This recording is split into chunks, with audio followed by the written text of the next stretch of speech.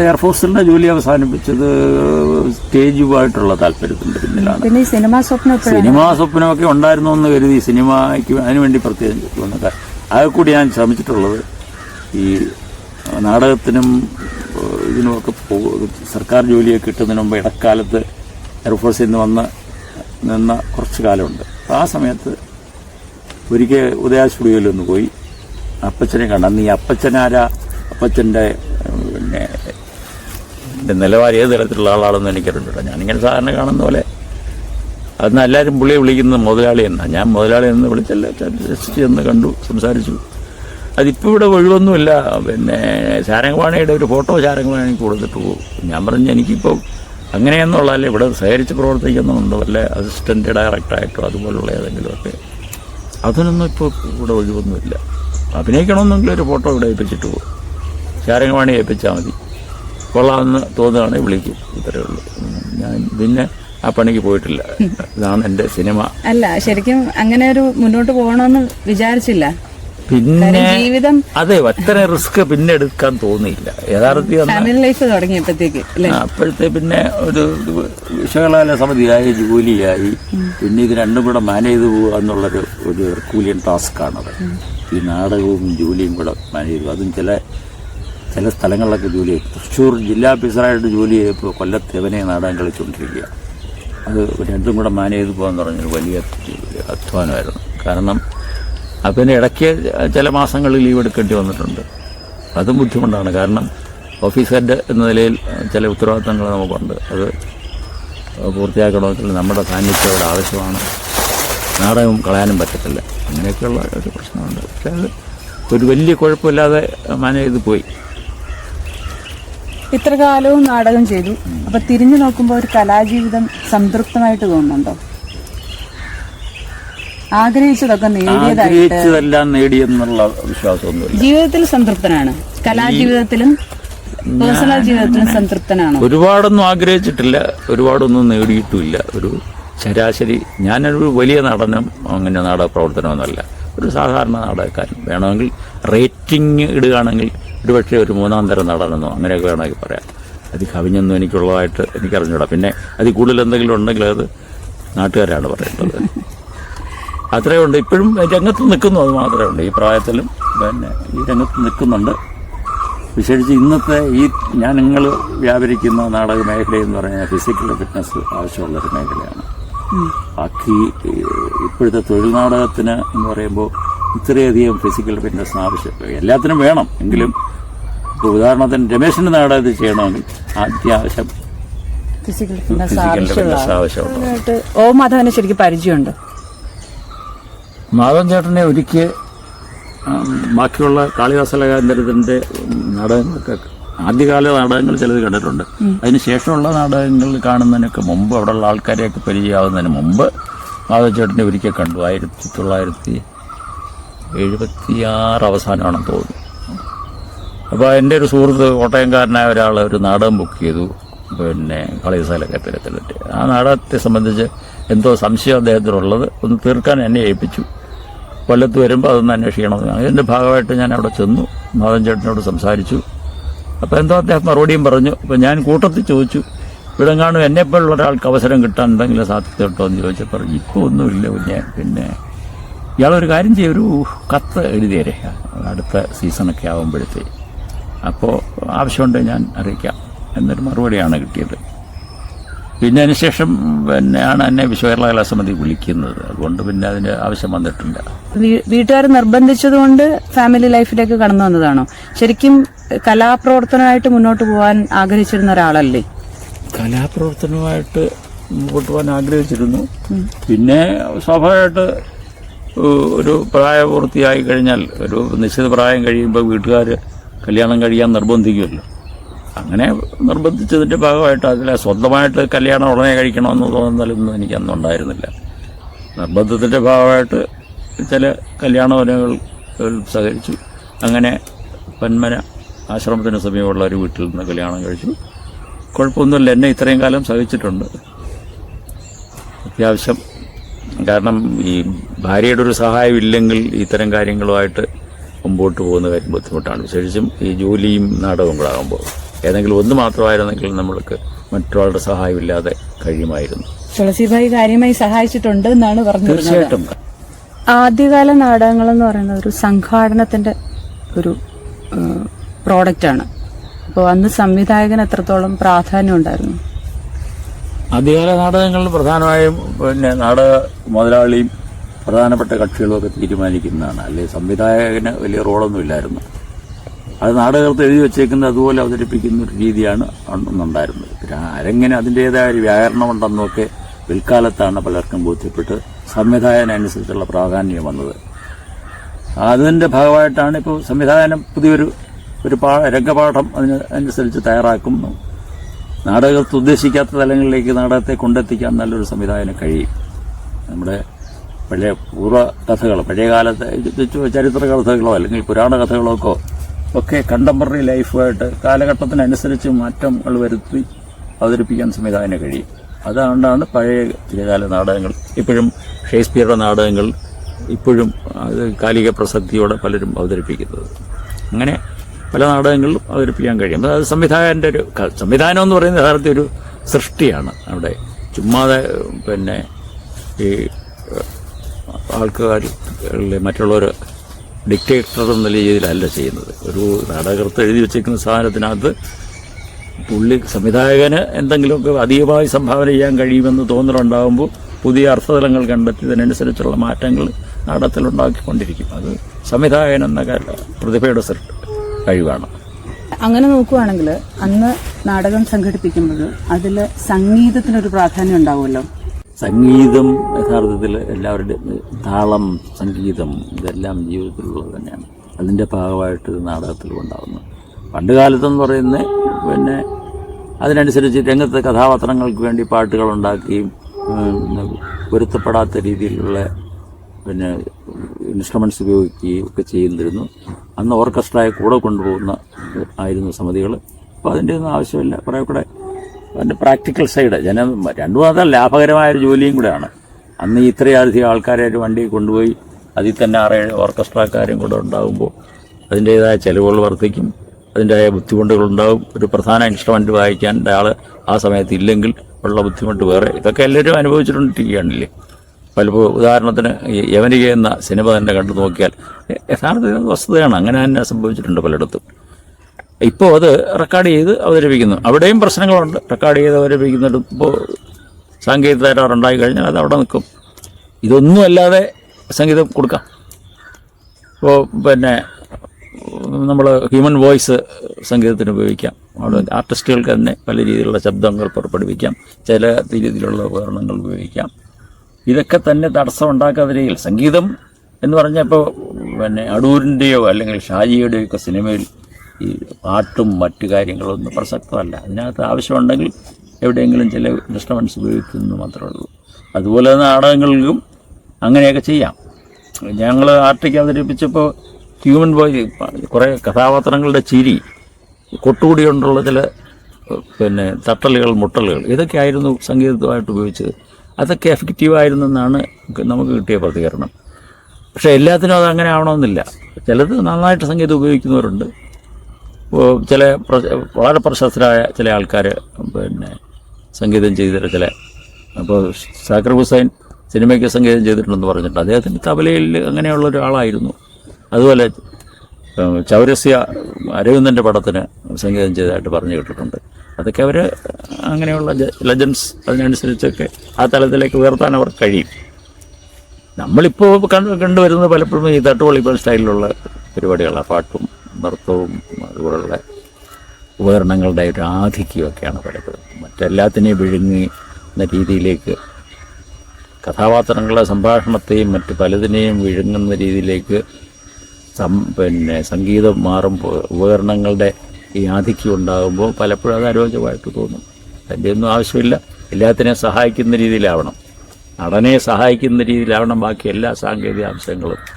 ഇതൊന്നുമില്ലാതെ കൃത്യമായി ആരുടെയും സഹായമല്ലാതെ നടന്ന് പ്രകടനം നടത്താൻ കഴിയും. അതിനനുസരിച്ചുള്ള സ്ക്രിപ്റ്റും നല്ലൊരു സംവിധാനമുണ്ടെങ്കിൽ ഈ പറഞ്ഞ സങ്കേതങ്ങളുടെ അഭാവത്തിലും കാര്യങ്ങൾ കൃത്യമായി കമ്മ്യൂണിക്കേറ്റ് ചെയ്യാൻ കഴിയും. പുതിയ നാടക സമിതി വല്ലതും രൂപപ്പെടുത്തണം എന്ന് ആഗ്രഹം ഉണ്ടായിരുന്നു. സ്വന്തമായിട്ടൊരു നാടക സമിതി. പെൻഷൻ പറ്റിയപ്പോൾ പലരും നമ്മളെ സമീപിച്ചു, ഒരു സമൂഹഭരണം തുടങ്ങാമെന്ന് പറഞ്ഞു. പക്ഷേ അതിനകത്ത് തലവെട്ട് വെച്ചു കൊടുക്കാൻ എനിക്ക് തോന്നിയില്ല. കാരണം പലരുടെ അനുഭവങ്ങൾ എൻ്റെ മുന്നിലുള്ളതുകൊണ്ട്. വളരെ പ്രശസ്തനായ ആധികനായിരുന്ന കൊല്ലം ബാബു അനുഭവിച്ചത് എൻ്റെ കൺമുമ്പിലുണ്ട്. ഒരു ബാങ്കിൻ്റെ ജനറൽ മാനേജരായിരുന്നു രവിവർമ്മ, അരീന എന്ന സമിതി നടത്തിയത്. ഇപ്പോൾ അത് പൂട്ടിക്കെട്ടി വെച്ചേക്കുകയാണ്. പിന്നെ അഡ്വക്കേറ്റ് മണിലാൽ എന്ന വക്കീൽ 3 സമിതികൾ കൊണ്ട് നടത്തിയ ആളാണ്. ഇതിപ്പോൾ അതൊന്നും ഇല്ല. അങ്ങനെ പലരും എല്ലാം അവസാനിപ്പിച്ച് ഇപ്പോൾ പോകുന്നു. പിന്നെ KPSCയും കാളിദാസകേന്ദ്രനും അങ്ങനെ ചില സമിതികളൊക്കെ നിൽക്കുന്നു. അത് അവിടെ അതിൻ്റെ പിന്നിൽ പ്രസ്ഥാനങ്ങളും അതിനെപ്പറ്റി ആൾക്കാരും ഒക്കെ ഉള്ളതുകൊണ്ട് അത് നിൽക്കുന്നു, അത്രേ ഉള്ളൂ. അല്ല, ശരിക്കും ഈ രാഷ്ട്രീയം ഒരു കാരണമായിരുന്നു ഇത്തരം സ്ഥാപനങ്ങൾ നിലനിന്നത്. ഇപ്പൊ KPSC ഒക്കെ KPSC തീർച്ചയായിട്ടും ഒരു പ്രസ്ഥാനത്തിൻ്റെ പിൻബലം അതിനുള്ളത് കൊണ്ട് നിൽക്കുന്നു. KPSCക്ക് എപ്പോഴും KPSCയുടെ ഒരു നിലവാരം സൂക്ഷിക്കാൻ അവർക്ക് കഴിയുന്നുണ്ട്. അത് എല്ലാ കാലത്തും പിന്നെ അങ്ങനെ ചില നാടകങ്ങൾ ചിലപ്പോൾ മോശമായിട്ടോ എങ്കിൽ പോലും ഒരു പ്രസ്ഥാനം അതിൻ്റെ പിന്നിൽ ശക്തമായി ഉണ്ടെന്ന്. എന്തെങ്കിലും പ്രശ്നം വന്നാൽ കൈകാര്യം ചെയ്യാൻ അതുണ്ട്. അവർ പറയുന്ന രീതിയിൽ നാടകങ്ങൾ അവതരിപ്പിക്കാറുള്ളൂ. അല്ല എന്തും KPSC അവതരിപ്പിക്കത്തില്ല. ലാഭം കിട്ടാൻ വേണ്ടി എന്തും ചെയ്യുന്ന ഒരു പരിപാടി KPSCക്കില്ല. അതുപോലെ പല സമിതികളും അങ്ങനെ ഉണ്ട്. ഒരു നിലവാരം, മിനിമം നിലവാരം നിലനിർത്തിക്കൊണ്ട് മാത്രമേ അവരൊക്കെ നാടകങ്ങൾ അവതരിപ്പിക്കാറുള്ളൂ. പിന്നെ അത് പുതിയ അത്ഭുതങ്ങൾ ചിലപ്പോൾ സംഭവിക്കുന്നില്ലായിരിക്കും. വളരെ അപൂർവമായിട്ടാണ് നല്ല നാടകങ്ങൾ മലയാളത്തിൽ ഉണ്ടായിക്കൊണ്ടിരിക്കുന്നത്. അതുപോലെ തേവലക്കരയിൽ നിന്ന് മൈനാഗപ്പള്ളിയിലേക്ക് വന്നല്ലോ. അപ്പം മൈനാഗപ്പള്ളിയുടെ ഒരു രൂപമാറ്റം ഇത്ര കാലം കൊണ്ട് എങ്ങനെയാണ്? മൈനാഗപ്പള്ളി ഗ്രാമം എന്ന് പറയുന്നത് യഥാർത്ഥത്തിൽ ഒരു 3 കശുവണ്ടി ഫാക്ടറികളും ഏതാനും പിന്നെ കപ്പ കമ്പനികളും ഓട്ട് ഫാക്ടറികളും ഒക്കെ ചേർന്ന് കല്ലുവെട്ട് തൊഴിലാളികളുടെയൊക്കെ ഒരു ഗ്രാമമായിരുന്നു. സാധാരണ തൊഴിലാളികൾ എല്ലാം അന്ന് ചിലർക്കൊക്കെ പ്രധാന ജോലി ഓല കച്ചവടമായിരുന്നു. ഇന്നിപ്പോൾ ഓല കിട്ടാനില്ല. വീടുകളെല്ലാം ഓട് വാർത്തതൊക്കെ ആയി. മേച്ചിലില്ലല്ലോ. പണ്ട് എല്ലാ വീടുകളിലും എല്ലാ സ്ത്രീകൾക്കും ഓല പടയാൻ അറിയാമായിരുന്നു. ഇന്ന് എത്ര പേർക്ക് അറിയാം? കാലം മാറിയതിനനുസരിച്ചുള്ള സാങ്കേതികമായ മാറ്റങ്ങളുണ്ടായി.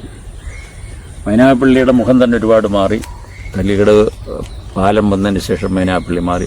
കല്ലിക്കടവ് തന്നെ മാറി. കല്ലിക്കടവിൻ്റെ പ്രാധാന്യം നഷ്ടപ്പെട്ടു. അന്ന് വളരെ അറിയപ്പെട്ടൊരു കടവായിരുന്നു കല്ലിക്കടവ്. കല്ല് ഇവിടുന്ന് കൊണ്ടുപോകുമായിരുന്നു വിദേശത്തെ പുറത്തെ മറ്റ് ജില്ലകളിലേക്കും ഒക്കെ ആയിട്ട്. കല്ല് മൈനാഗപ്പള്ളി പ്രദേശത്ത് കുറേ അധികം ആൾക്കാർ കല്ല് വെട്ടുകൊണ്ട് ഉപജീവനം നടത്തിയിരുന്നു. കുറേ കോൺട്രാക്ടേഴ്സ് ഉണ്ടായിരുന്നു. കുറേ പേര് രാവിലെ അതിൻ്റെ ഭാഗമായിട്ട് ചില ആൾക്കാർ അവരുടെ ജീവിതം അതിൽ മേൽ കരിപ്പിടിപ്പിച്ചതായിരുന്നു. ഉദാഹരണം സ്കൂളിൻ്റെ പടിഞ്ഞാറ് വശത്ത് ആ വീട്, കല്ലുവിളയിൽ എന്ന് പറയുന്ന വീട്, അവിടെ കൊല്ലപ്പണി കൊണ്ട് ജീവിക്കുന്ന കുടുംബമായിരുന്നു അവർ. ഇപ്പോൾ തീർച്ചയായിട്ടും അവരെയൊക്കെ ബാധിച്ചിട്ടുണ്ട് ആ തരം കാര്യങ്ങൾ. ഇപ്പോൾ നമ്മുടെ സ്റ്റൈൽ മാറിയേ. ഇപ്പോൾ അവിടെ കൊല്ലപ്പണിക്കാരെ നമുക്ക് നാട്ടിൽ കിട്ടാതായി. ആശാരിപ്പണിക്ക് വേണ്ട രീതിയിൽ ആൾക്കാരില്ലാതായി. അവരൊക്കെ പല മേഖലകളിലേക്ക് പോയി. ഈ തൊഴിൽ വിദഗ്ധ തൊഴിലാളികൾ അവരെല്ലാം വിദഗ്ധ തൊഴിലാളികളായിരുന്നു. ഇന്ന് ആ വൈദഗ്ധ്യം നമ്മൾ വേണ്ട രീതിയിൽ ഉപയോഗിക്കുന്നില്ല എന്നുള്ളൊരു ദുരന്തവും കൂടെ ഉണ്ട്. ശരിക്കും പറഞ്ഞു കഴിഞ്ഞാൽ ഇപ്പോഴും അവിടെ കല്ല് വെട്ടാനുള്ള ഒരു സാധ്യത. കല്ലിൻ്റെ പിന്നെ സ്റ്റോറേജ് കപ്പാസിറ്റി കഴിഞ്ഞുകൊണ്ട് എനിക്ക് തോന്നുന്നു. കാരണം ഇനിയിപ്പോൾ അത് ജിയോളജിയുടെ പെർമിഷനൊക്കെ വേണം. മറ്റേ അങ്ങനെയൊന്നും ഇല്ലായിരുന്നു. തോന്നുന്ന പോലെ എവിടെയും ഏത് പറമ്പിൽ നിന്നും കല്ല് കുഴിച്ചെടുക്കാനും കച്ചവടം ചെയ്യാനും ഒക്കെയുള്ള കഴിഞ്ഞിരുന്നു. ഇപ്പോൾ അതുപോലെ എടുക്കാൻ പറ്റത്തില്ല. കാരണം അത് നമ്മുടെ ഇക്കോളജിയെ ബാധിക്കുമെന്നുള്ളത് കൊണ്ട്, പരിസ്ഥിതിയെ ബാധിക്കുന്നൊരു കാര്യം ചെയ്യണ ബുദ്ധിമുട്ടാണല്ലോ. ഇപ്പൊ കല്ലിക്കടവിന്റെ കാര്യം പറയുമ്പോൾ പള്ളിക്കലാറ് ഇവിടെ കളിച്ചും കുളിച്ചും വളർന്നവരാണ് നമ്മളൊക്കെ. ഞാൻ ഇതിനകത്ത് മുങ്ങിച്ചാവണ്ടായിരുന്നു ഒരിക്കലും. ഒരു തോണി അപകടത്തിൽ. അതെ. ആ പാലത്തിന്റെ പണി നടന്നുകൊണ്ടിരുന്നപ്പോഴാണ്. ഞാൻ 6ാം ക്ലാസ്സിൽ പഠിക്കുമ്പോൾ കല്ലിക്കടവിന് അക്കരെയുള്ള മാർക്കറ്റിൽ മീമയടിക്കാൻ അമ്മ എന്നെ ഒരു ഓലക്കൊട്ടയിൽ തന്നെ പറഞ്ഞിട്ട് ചാടി കയറി വള്ളത്തിൽ കയറി അതിന് അക്കരെ എത്തുന്നതിന് മുമ്പ് വള്ളം മറിഞ്ഞു. അതിനകത്ത് 3 പേര് മരണമടഞ്ഞു. എന്നെ ആരോ പിടിച്ച് തള്ളിയതുകൊണ്ട് രക്ഷപ്പെട്ടു. അത് പ്രത്യേകതയാണ്. കല്ലിക്കടവ് എന്ന് പറയുമ്പോൾ യഥാർത്ഥത്തിൽ അറിയപ്പെട്ട സ്ഥലം തന്നെയായിരുന്നു. ഇപ്പോൾ അതിൻ്റെ പ്രാധാന്യം നഷ്ടപ്പെട്ടു. കശുവണ്ടി ഫാക്ടറികൾക്ക് ആവശ്യമായ തൊഴിലില്ല. കല്ല് തൊഴിലാളികൾ മാറി. ഓട്ട് തൊഴിലാളികളും കട്ടക്കമ്പനി തൊഴിലാളികളും ഇല്ല. അപ്പോൾ അതിൻ്റേതായൊരു പ്രശ്നം മറ്റ് മേഖലകളിലുള്ളവരെല്ലാം വ്യാപരിക്കുകയാണ്. അപ്പം അതിൻ്റെ മാറ്റം എല്ലാ മേഖലകളിലും ഉണ്ടായി.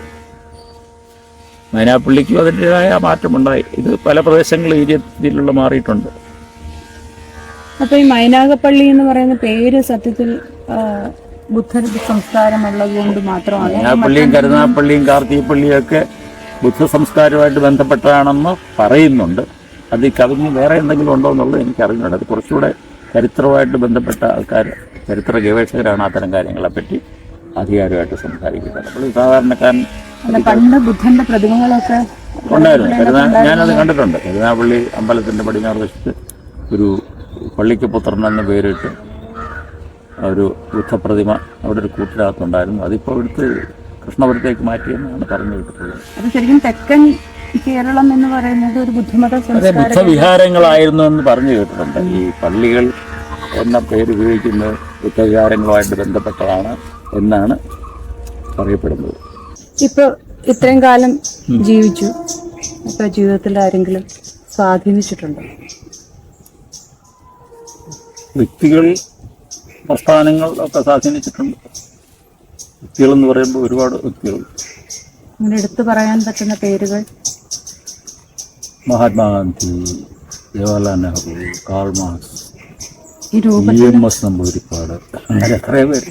ഈ രൂപം കാൾ മാർക്സായിട്ട് ബന്ധമുണ്ട്? ഇല്ല, അത് യാദൃശ്യമായിട്ട് സംഭവിച്ചു. അത് തൃശ്ശൂർ വെച്ച് പിന്നെ ഇറ്റ്ഫോക്ക് നാടകം അവതരിപ്പിച്ചതിന് ശേഷം അല്ലേ ഓപ്പൺ ഫോറത്തിൽ ഇങ്ങനെ ഒരു പരാമർശം വന്നു, അത്രയേ ഉള്ളൂ. കാൾ മാർക്സിനെ പോലെ തോന്നിക്കുന്ന ഒരാളിനെ കൊണ്ട് ഇങ്ങനെ ഒരു ഡയലോഗ് പറയിപ്പിച്ചതിന്റെ അർത്ഥം എന്താണ് എന്ന് അങ്ങനെയൊക്കെ ചോദിച്ചിട്ടുണ്ട്, അത്രയേ ഉള്ളൂ. അത് യാദർശ്യമായിട്ട് സംഭവിച്ചതാണ്, അല്ലാതെ വേറെ അങ്ങനെ യാതൊരു ബന്ധവുമില്ലാത്ത. താടി വളർത്തി ഒരു പള്ളിയുടെ അച്ഛൻ്റെ വേഷം ചെയ്യാൻ വേണ്ടിയാണ് യഥാർത്ഥത്തിൽ രമേശനോട് താടി വളർത്താൻ ആവശ്യപ്പെട്ടത്. ആ നാടകം നടന്നില്ല. റിഹേഴ്സൽ ഒരു ഘട്ടത്തിൽ ആണ് ഈ കോവിഡിൻ്റെ പ്രശ്നം ഉണ്ടായത്. പിന്നെ അത് നിർത്തി വെച്ചു. പിന്നെയാണ് താടി എന്നാൽ നമുക്ക് ഇതിന് ഉപയോഗിച്ചോളാന്ന് പറഞ്ഞ് അടുത്ത നാടകത്തിന് ഉപയോഗിച്ചു. ഈ നാടകത്തിനും ഇരുന്നോട്ടെ എന്ന് പറഞ്ഞു, ഇത്രേ ഉള്ളൂ. അല്ല പ്രത്യേകിച്ച് അതിനു മുമ്പ് ഞാൻ താടി വളർത്തി യഥാർത്ഥത്തിൽ ഈ അരീനയുടെ അമ്പലപ്രാവിന് വേണ്ടി മാത്രമാണ്. 2 വർഷം കളിച്ച നാടകമാണ് അത്. ഒരു തിരക്കേടില്ലാത്ത നാടകവും നല്ലൊരു കഥാപാത്രമായിരുന്നു.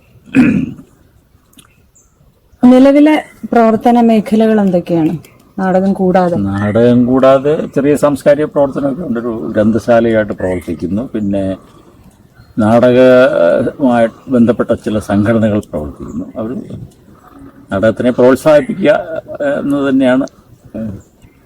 നാടകാസ്വാദകരുടെയും നാടകപ്രവർത്തകരുടെയും അഭിനേതാക്കളുടെയൊക്കെ കൂട്ടായ്മ ആണ് കൊല്ലത്തെ കലാഗ്രാമം. അതുപോലെ പ്രൊഫഷണൽ നാടകക്കാരുടെ ഒരു സംഘടനയാണ് ഡ്രാമ വർക്കേഴ്സ് വെൽഫെയർ അസോസിയേഷൻ. പിന്നെ സീരിയസ് ആയ നാടകം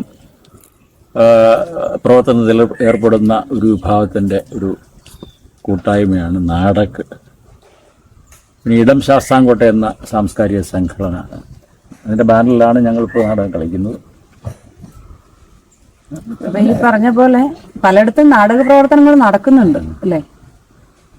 ഇല്ല, നാടക പ്രവർത്തനങ്ങൾ ഒരുപാട് സ്ഥലങ്ങളിൽ നടക്കുന്നുണ്ട്. ഗ്രാമത്തിലെ മുഴുവൻ ആൾക്കാരും ചേർന്ന് ഈ ഒറ്റ നാടകം അവതരിപ്പിക്കാൻ കാണിക്കുന്ന ഒരു ത്യാഗം ഒന്നും ഇപ്പോൾ ഇല്ലെങ്കിൽ പോലും ചെറുപ്പക്കാരുടെയും അല്ലാത്തവരുടെയും ഉള്ള കൂട്ടായ്മകൾ പലയിടത്തും ഉണ്ട്. അങ്ങനെ ഇപ്പോൾ കൊല്ലത്ത് പ്രകാശ് കലാകേന്ദ്രൻ ശക്തമായൊരു പ്രസ്ഥാനമാണ്. പിന്നെ തിരുവനന്തപുരത്ത് തന്നെ കഞ്ഞാറമൂട്ടിൽ ഒരു കുട്ടികളുടെ നാടകവേദി പ്രവർത്തിക്കുന്നുണ്ട്. അതുപോലെ പല സ്ഥലങ്ങളിലും, പാലക്കാട് പല സ്ഥലങ്ങളിലും പ്രവർത്തിക്കുന്നുണ്ട്. തൃശ്ശൂർ സജീവമായി നാടകപ്രവർത്തനങ്ങൾ ഏർപ്പെടുത്തുന്ന സംഘടനകളുണ്ട്. അങ്ങനെ ഒരുപാട് ഈ പറഞ്ഞ സമാന്തര അമേച്ചർ നാടക പ്രസ്ഥാനങ്ങൾ സജീവമായി നിൽക്കുന്നുണ്ട്. പഴയകാലത്ത് ഈ ക്ലബ്ബ് നാടകങ്ങളും വായനശാല നാടകങ്ങളിലും ഗ്രാമത്തിൻ്റെ പങ്കാളിത്തവും ഒന്നും ആ കാലത്തെപ്പോലെ ഇന്നും ഇല്ലെങ്കിൽ പോലും ഇതുപോലുള്ള ഗൗരവതരമായ നാടക പ്രവർത്തനങ്ങൾ സജീവമായി നടക്കുന്നുണ്ട്. പ്രൊഫഷണൽ അഥവാ തൊഴിൽ നാടക സംഘങ്ങൾക്കാണ് അതുകൊണ്ട് ഉപജീവനം കഴിക്കുന്നവർക്ക് പഴയ അവസ്ഥയിൽ ഇപ്പോൾ കൊണ്ടുപോകാൻ കഴിയുന്നില്ല. അതൊരു ദുരന്തമാണ്. അതിന് പല കാരണങ്ങളുണ്ട്. ഒന്ന് ഈ ആധുനിക ഈ മീഡിയയുടെ ഒരു നീരാളിപ്പിടുത്തമുണ്ട്. പിന്നെ നമ്മുടെ ജനത്തിൻ്റെ ഒരു മാനസികാവസ്ഥ, ജനത്തിൻ്റെ ആസ്വാദന നിലവാരത്തിൽ വന്നൊരു മാനസികാവസ്ഥ, ക്ഷേത്രങ്ങളിൽ ഉള്ള ഈ ഒരു സാംസ്കാരിക രംഗത്തുള്ളൊരു കടന്നുകയറ്റമുണ്ട്. വളരെ സീരിയസ് ആയൊരു വിഷയമാണ്. അതിനെപ്പറ്റിയൊന്നും നമുക്ക് അങ്ങനെ തുറന്ന ഒരു ചർച്ച പോലും സാധ്യമല്ലാത്ത രീതിയാണ് ഇന്ന് ഉള്ളത്. അതൊക്കെ ഒരു കാരണമാണ്. ഈ നാടകം കൂടാതെ വേറെ ഒരു മറ്റ് സാംസ്കാരിക പ്രവർത്തനം എന്ന് പറയുന്നത് നാടകപ്രവർത്തനം, ഗ്രന്ഥശാല പ്രവർത്തനം, ഗ്രന്ഥശാല പ്രവർത്തനം, അത്രയൊക്കെ ഉള്ളൂ. പിന്നെ അതുപോലെ ഇപ്പം ചെറിയ തോതിൽ രാഷ്ട്രീയാഭിമുഖ്യമുള്ള പരിപാടികൾ പങ്കെടുക്കാറുണ്ട്. സാംസ്കാരിക പ്രവർത്തനം എന്ന് പറയുമ്പോൾ ശാസ്ത്ര സാഹിത്യ പരിഷത്തുമായിട്ട് ബന്ധമുള്ള ഒരു സജീവ രംഗത്തില്ല. കാരണം പലപ്പോഴും അതിന് നമ്മുടെ സമയം അതിന് അനുവദിക്കാറില്ല. സമയം എന്താ പറയാ അവരുടെ തെരുവ് നാടകങ്ങളുമായിട്ട് ബന്ധപ്പെട്ട് അഭിനയിച്ചിട്ടൊന്നുമില്ല, പക്ഷെ തെരുവ് നാടകങ്ങളുമായിട്ട് സഹകരിച്ചിട്ടുണ്ട്. ഒരു താലൂക്ക് തലത്തിലാണെന്ന് തോന്നുന്നു. നമുക്ക് ജാഥയെ പരിശീലിപ്പിക്കുന്നതിൽ ഞാനും ഒരു ചെറിയ പങ്കാളിത്തം വഹിച്ചിട്ടുണ്ടായിരുന്നു. അപ്പൊ ഈ താജുമായിട്ടുള്ള PM താജുമായിട്ട് എനിക്ക് വലിയ ബന്ധമൊന്നുമില്ല. ഞാൻ കോഴിക്കോട് വളരെ കുറച്ചു കാലേ ഉണ്ടായിരുന്നുള്ളൂ. പക്ഷെ അവിടുത്തെ താജിനെ പറ്റി പറഞ്ഞു കേട്ടറിവാണുള്ളത്. താജെന്ന വളരെ ഭാവിയുണ്ടായ കേശിയുടെ അലന്തരനായ താജ് അതിനൊക്കെ വളരെ വളരെ മുകളിൽ പോകേണ്ട ഒരാളായിരുന്നു. പക്ഷെ അകാലത്തിൽ മരണം സംഭവിച്ചു. അതുകൊണ്ട് താജിൽ നിന്ന് കിട്ടാവുന്നതൊന്നും പൂർണ്ണമായും കിട്ടിയിട്ടില്ല മലയാളത്തിന്. അങ്ങനെ പറയുമ്പോഴും നമ്മുടെ നാട്ടിലെ അഹമ്മദ് മുസ്ലിം നല്ല നടനും സംവിധായകനും എല്ലാമായിരുന്നു. അദ്ദേഹത്തിൻ്റെയും സംഭാവന പൂർണ്ണമായി നമുക്ക് ഉപയോഗിക്കാൻ കഴിഞ്ഞിട്ടില്ല. അകാലത്തിൽ പൊലിഞ്ഞെന്ന് പറയാൻ പറ്റില്ലെങ്കിലും താജിൻ്റെ വ്യക്തി ജീവിതത്തിലുണ്ടായ ചില ഉയർച്ചകളും താഴ്ചകളും ഒക്കെ അദ്ദേഹത്തിൻ്റെ സംഭാവനകൾ വേണ്ട രീതി മലയാള നാടകത്തിന് ഉപയോഗിക്കാൻ തടസ്സമായി നിന്നു എന്നാണ് എനിക്ക് തോന്നുന്നത്. അഹമ്മദ് മുസ്ലിമായിട്ട് എനിക്ക് അങ്ങനെ ഒന്നിച്ച് നാടകമൊന്നും കളിച്ചിട്ടൊന്നുമില്ല. പക്ഷേ വ്യക്തിപരമായിട്ട് അറിയാമായിരുന്നു, അത്രയേ ഉള്ളൂ. ചില നാടകങ്ങളൊക്കെ കാണാൻ വന്നിട്ടുണ്ട്. അങ്ങനെയാണെങ്കിൽ നമ്മുടെ നാട്ടിൽ അങ്ങനെ ഓർത്തു വയ്ക്കാൻ പറ്റുന്ന മറ്റു നാടക പ്രവർത്തകരെ കൂടെ നമ്മുടെ നാട്ടില് പഴയ തലമുറയിൽ പെട്ട കുറെ ആൾക്കാർ പറയുന്നു. ഇപ്പോൾ തന്നെ ചെറുപ്പക്കാർ കുറെ പേര് ഉണ്ട്. ഇപ്പോൾ തന്നെ ഒരു നാടകകൃത്ത് ശിവൻകുട്ടി എഴുതിയ നാടകത്തിന് ഇപ്പോൾ അമേച്ചർ നാടക മത്സരത്തിന്റെ സെലക്ഷൻ കിട്ടിയിട്ടുണ്ട്. മക്കു ഉണ്ട്. മക്കു സിനിമ സീരിയൽ രംഗത്ത് കഴിവ് തെളിയിച്ച ആളാണ്. നാടകത്തിലും പങ്കെടുത്തിട്ടുണ്ട്. പിന്നെ പറയേണ്ട ഒരു കാര്യം, അത് വേണ്ട രീതി അദ്ദേഹം വേറൊരു രംഗത്ത് വ്യാപരിച്ചതുകൊണ്ട് പ്രയോജനപ്പെടുത്താൻ കഴിഞ്ഞില്ലെന്ന് മാത്രമല്ല. ശ്രീരംഗം നല്ലൊരു നടനായിരുന്നു. പക്ഷെ അയാൾ ഒരു കവി എന്ന നിലയിലാണ് കൂടുതൽ അറിയപ്പെടുന്നത്. അതുകൊണ്ട് ആ രംഗത്താണ് കൂടുതൽ പുള്ളി ശ്രദ്ധ പതിപ്പിച്ചത്. അഭിനയം തുടരുന്നെങ്കിൽ ഒരുപക്ഷെ ശ്രീരംഗൻ നല്ല നടനാകുമായിരുന്നു. എല്ലാ ഗ്രാമത്തിലും ഇതുപോലെ ആൾക്കാരുണ്ട്. മൈനാപ്പള്ളിലും ഉണ്ട് അങ്ങനെയുള്ള സജീവമായി നാടകം പ്രവർത്തനത്തിൽ ഏർപ്പെടാൻ കഴിയുന്നവർ. തെരുവ് നാടകങ്ങളുള്ള ഇവിടുന്ന് പലതും ഇറങ്ങിയിട്ടുണ്ട്. പല നാടകങ്ങളും ഇപ്പോഴും സജീവമായി ഈ രംഗത്ത് നിൽക്കുന്ന ചെറുപ്പക്കാരുണ്ട്. നാടക പ്രവർത്തനങ്ങളിൽ ഏർപ്പെടുന്നവരുണ്ട്.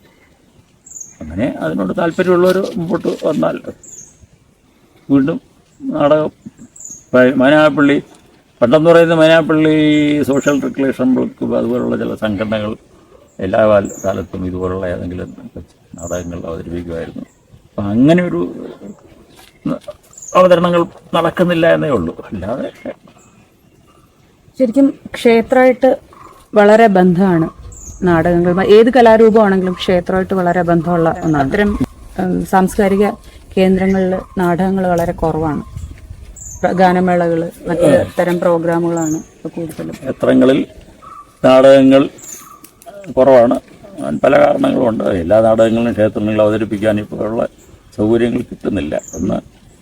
മറ്റൊന്ന്, ക്ഷേത്രങ്ങളിൽ ആരും വിവാദത്തിൽ ഏർപ്പെടാൻ ആഗ്രഹിക്കുന്നില്ല. എല്ലാവരും സേഫ് സൈഡ് കളിക്കുകയാണ്. അതുകൊണ്ട് പലരും അത്തരം നാടകങ്ങളെ പ്രോത്സാഹിപ്പിക്കത്തില്ല. ക്ഷേത്രങ്ങൾ സാംസ്കാരിക കേന്ദ്രങ്ങളാണ്. പക്ഷേ ഇന്നത്തെ കാലത്ത് ക്ഷേത്രങ്ങൾ അവരുടെ ധർമ്മം ആ രീതിയിൽ, ബാക്കി ഞാൻ വിവാദങ്ങൾ ഉയർത്താൻ ആഗ്രഹിക്കുന്നില്ല എങ്കിൽ പോലും അതിൻ്റെ സാംസ്കാരിക കേന്ദ്രമെന്നും ധർമ്മം പല ക്ഷേത്രങ്ങളും നിർവഹിക്കുന്നില്ല എന്നാണ് എൻ്റെ അഭിപ്രായം. നമുക്ക് ഏത് അഭിപ്രായ വ്യത്യാസം ഉണ്ടെങ്കിൽ പോലും അതിൻ്റെ അവസരം കൊടുത്താലേ അത് ചർച്ച ചെയ്യാനുള്ള സാധ്യതയുള്ളൂ.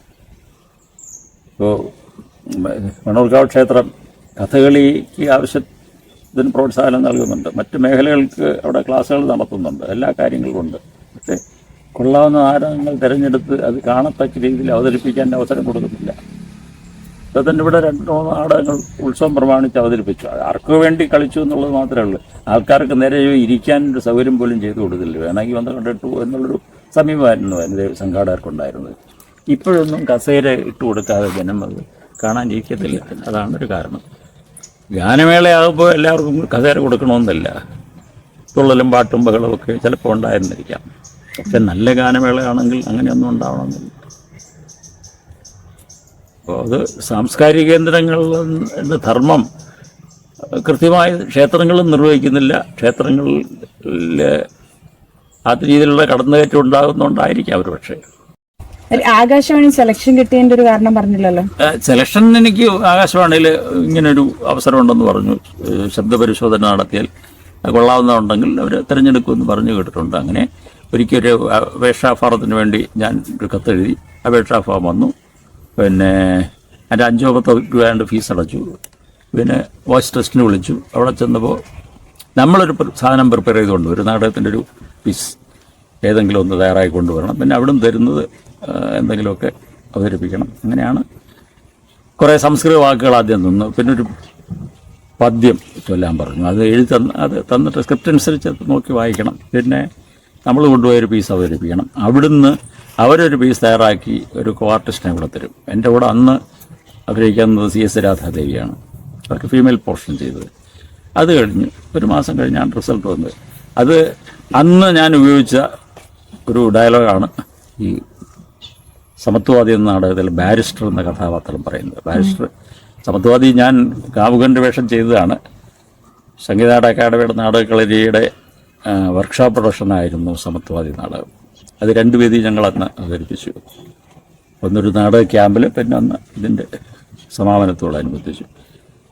മലയാളത്തിലെ ആദ്യത്തെ എക്സ്പ്രഷനിസ്റ്റ് നാടകം എന്നാണ് സമത്വവാദി അറിയപ്പെടുന്നത്. വളരെ കുറച്ച് അരങ്ങുകൾ മാത്രമാണ് അതിന് കിട്ടിയിട്ടുള്ളത്. കാരണം ആ നാടകത്തിൻ്റെ പ്രത്യേകത ഉണ്ട്. ഏറ്റവും കൂടുതൽ പഠനമറിയിക്കുന്ന ഒരു നാടകം കൂടിയാണ് സമത്വവാദി. പലരും ഇപ്പോൾ വളരെ സീരിയസ് ആയിട്ട് അതിനെപ്പറ്റി പഠിച്ചുകൊണ്ടിരിക്കുകയാണ്. ഒരേ ഒരു നാടകം മാത്രം എഴുതിയ പുള്ളിമാന പരമേശ്വരൻ പിള്ള. നേരെ കഥകൾ എഴുതിയിട്ടുണ്ട്, പക്ഷെ ഒറ്റ നാടകം മാത്രമേ എഴുതിയിട്ടുള്ളൂ. അത് ഒരു മലയാള എക്കാലത്തും സ്മരിക്കപ്പെടുന്ന ഒരു നാടകമായിട്ട് തന്നെ നിലനിൽക്കും. CJ തോമസിനൊപ്പം ഒക്കെ കൂട്ടാൻ കഴിയുന്ന ഒരു നാടകത്തായിരുന്നു പുള്ളിമാൻ പരമേശ്വരൻ പിള്ള. ഒരു സ്ത്രീയുടെ പരമാർത്ഥം എന്താണെന്നറിയാമോ? അവളൊരു പരമാർത്ഥമാണെന്നുള്ളതാണ്. ഇളങ്കാറ്റ് പോലെ നീറ്റിയൊരു സ്വപ്നമാണവൾ.